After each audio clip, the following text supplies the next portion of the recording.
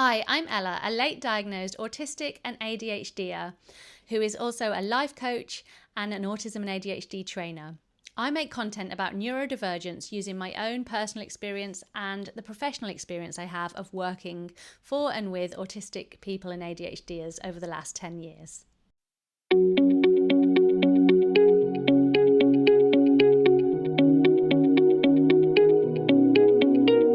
Today, I want to talk about exploring identity. When you're diagnosed or you identify neurodivergence, you might often feel like you've been given a new map, but you're still standing in the same life.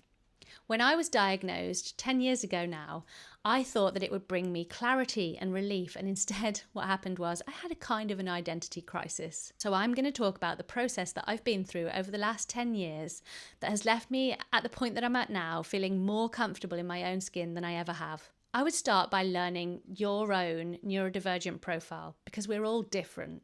Neurodivergence is like ice cream. There's like so many different flavors. So start by thinking, where do I feel most regulated? Where do I feel most dysregulated? Which environments drain me and which environments energize me?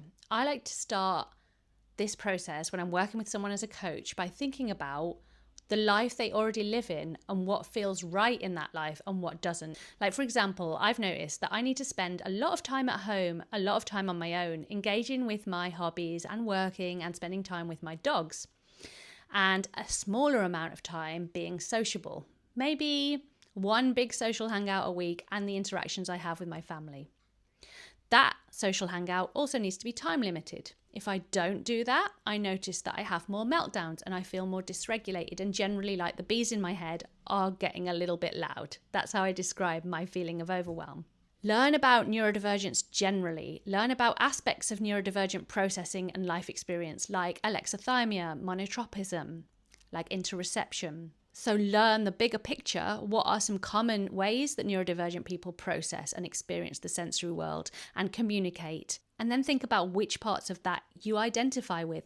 Listen to lots of neurodivergent voices talk about their experiences and find the ones that you relate to. Learn more generally about neurodivergence, and then from that learning, it will be easier for you to identify which bits of that apply to you, which bits of that resonate. And then you'll understand yourself so much more deeply. Experiment with unmasking if you want to. So we've started by identifying what does and doesn't work for us in our current existing lives. For me, unmasking was about doing more of the things that I noticed did work for me, but it was also about experimenting with stimming, experimenting with communication styles. I always used to be someone who talked a lot, so I experimented with talking less, talking more, talking a medium amount. Like, I experimented with stimming, I experimented with when to stim, different kinds of stims. It was really a case of trial and error, throwing stuff at a wall and seeing what felt right and what felt comfortable for me, because I really had no idea what authentically unmasked me was. So take things, aspects of your life, new ideas from your learnings about neurodivergence, and be curious. Redefine success and self-worth. Ask yourself, why do I do the things that I do, and whose values are informing that? Values can be a really great starting point with this kind of exploration. If you're unsure what your values are, there's ways that you can look at values as a starting point, which is what I had to do. So there are lists of values you can find on the internet, and you can kind of look through those lists and see what things resonate for you.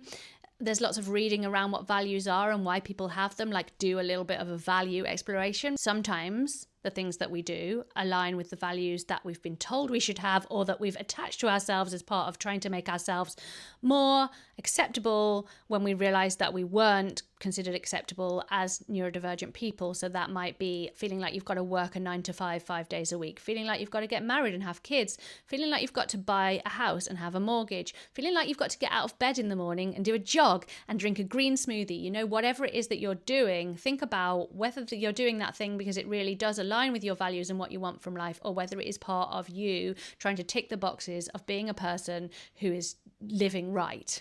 Decide what success means for you and give yourself permission to live that way. Reclaim play, rest, and passion, things that we've often hidden out of shame and fear.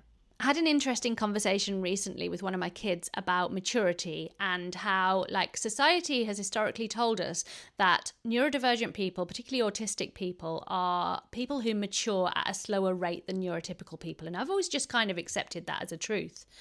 And I was thinking about it, and I don't think it is true. I think that the markers that neurotypical people are setting as standards for maturity are often around things like letting go of childish play, moving in a way that is more formal, speaking in a way that is more formal, basically conforming to neurotypical ideals of what an adult should be. And so because autistic people maybe often don't necessarily do those things, they might still watch cartoons, they might still play with children's toys, they might still move more freely.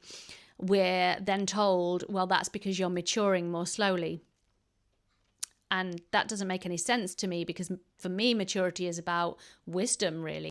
And so we might have let go of things that we find joy and passion in, and that might be hobbies, that might be stimming, that might be ways of connecting, ways of communicating, because we needed to do so to be considered like a proper adult, or like to be considered mature. So ask yourself, what did I used to love before I started to conform to other people's expectations? For me, I really enjoy playing with Lego. I like watching cartoons.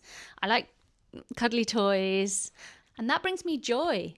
And joy is like, I mean, who doesn't want joy? Who doesn't want more joy, right? Finding different ways to communicate that feel natural has been a really great way for me to be able to truly express myself, rather than just saying the first thing that came into my head because I've got to find an answer. Unmasking isn't just about learning to meet your own needs. It's about unlearning shame around pleasure and comfort.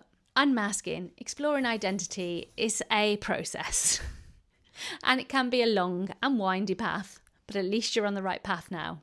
And I hope that you can find some pleasure and joy along the way, as I have in the last 10 years. And thanks for being here, and thanks for watching this video, and I will see you next time. Goodbye.